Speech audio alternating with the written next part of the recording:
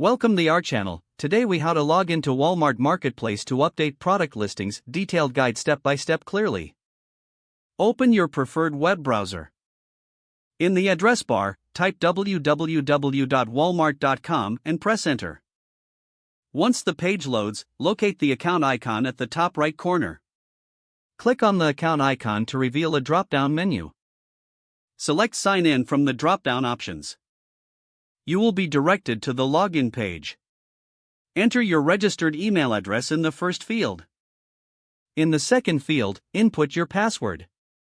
After filling out both fields, click the Sign In button. Once logged in, navigate to the Marketplace section on the home page.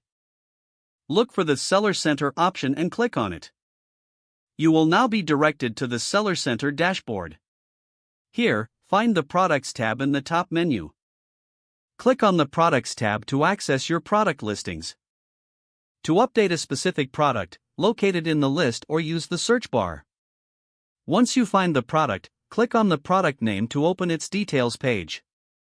In the product details section, you can update various fields such as price, description, and images. Make your desired changes in the respective fields. After making all necessary updates, scroll down to find the Save button. Click on the Save button to confirm your changes. You will see a notification confirming that your updates were successful. Repeat this process for any other products you wish to update.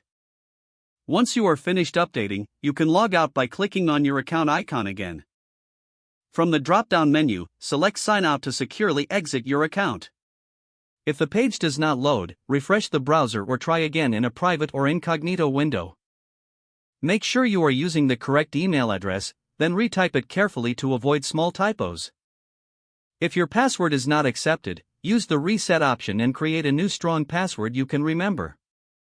Check your spam folder for verification or security emails, then complete any requested confirmation steps. Don't forget to like this video and subscribe to our channel for more step-by-step tech guides.